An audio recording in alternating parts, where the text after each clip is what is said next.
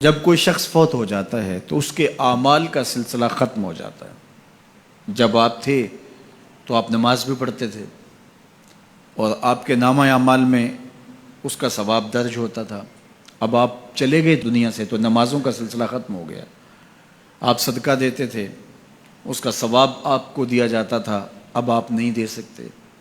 آپ تسبیحات کرتے تھے، آپ کسی کی مدد کرتے تھے، آپ لوگوں کو راستہ دکھاتے تھے، راستے میں پڑی ہوئی چیز اٹھا لیتے تھے، کسی پیاسے کو پانی پلا دیتے تھے، کسی بھوکے کو کھانا کھلا دیتے تھے، کسی برہنہ وجود کو لباس دے دیتے تھے، کسی کا بیٹھ کے دکھ سن لیتے تھے، کسی کی مشکل میں کام آ جاتے تھے۔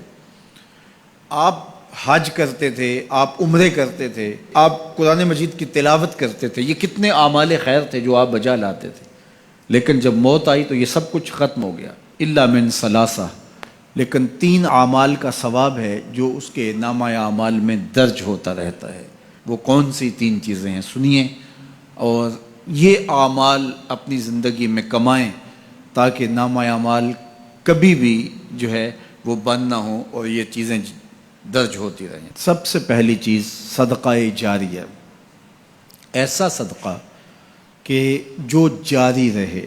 آپ نے مسجد تعمیر کروا دی، جب تک وہ مسجد موجود رہے گی اور لوگ اس مسجد کے اندر نماز پڑھتے رہیں گے، ان کی پیشانیاں سجدہ ریز ہوتی رہیں گی، تو نماز پڑھنے والوں کو تو ثواب ملتا ہی رہے گا، جنہوں نے مسجد تعمیر کروائی ان کے نامہ اعمال کے اندر بھی ثواب درج ہوتا رہے گا۔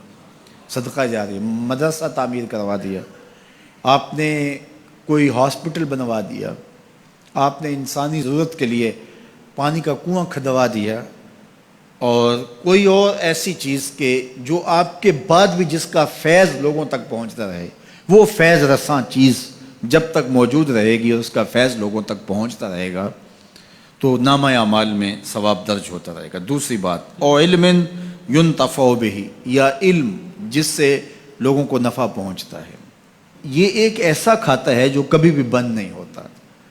آج میں اگر حضور علیہ السلام کے فرامین آپ کے سامنے رکھ رہا ہوں اور آپ اس کو سن رہے ہیں، اور اللہ توفیق عمل بھی نصیب فرمائے، تو مجھے بتائیے، مجھے تو اس کا ثواب ہو ہی رہا ہے۔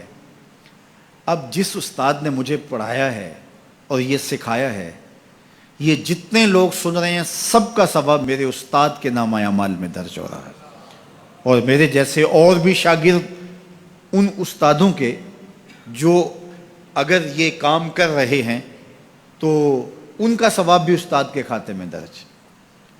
اب اس کا ثواب پھر ان کے استاد کے کھاتے میں درج، اور پھر ہمارے استادوں کے جتنے بھی ہم سبق تھے سب کا ثواب ان استادوں کے کھاتے میں درج، اور پھر ان کا ان کے کھاتے میں، اور یہ چلتے چلتے حضرت ابو ہریرہ کے کھاتے میں چلا گیا، اور پھر ان کا ثواب رسول کریم کے کھاتے میں گیا۔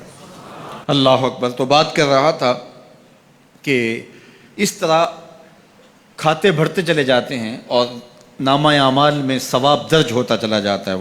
او علم ینتفع بہ، ایسا علم جو نفع دیتا ہے۔ او ولد صالح یدعو لہ، تیسری بات، صالح اولاد جو ماں باپ کے لیے دعا کرے، اور ماں باپ کے لیے جب دعاؤں کا سلسلہ اولاد کی جانب سے جاری رہتا ہے تو وہ صدقہ جاریہ ہوتا ہے۔ صالح اولاد ماں باپ کے لیے کبھی بھی دعا ترک نہیں کرتی۔ اولاد صالح تبھی ہوگی کہ وہ 5 گانہ نمازی ہوگی، اور 5 گانہ نمازی اولاد اہتمام سے دعا نہیں بھی کر پائے گی تو دن میں کتنی مرتبہ کہے گی، ربنا اغفر لی ولوالدی، اے اللہ مجھے بھی بخش دے، میرے ماں باپ کو بھی۔ ایک شخص کے 2 بیٹے ہیں، 3 بیٹیاں ہیں، 3 بیٹے ہیں، 4 بیٹیاں ہیں، اور وہ نمازی ہیں، اور روز کہتے ہیں ربنا اغفر لی ولوالدی۔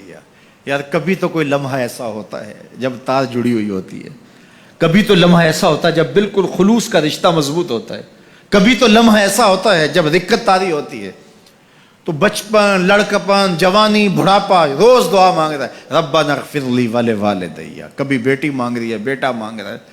تو صالح اولاد کی دعائیں ماں باپ کے درجوں کی بلندی کا ذریعہ ہے۔ تو 3 چیزیں ارشاد فرمایا کہ یہ منقطع نہیں ہوتی، صدقہ جاریہ، علم نافع، اور صالح اولاد۔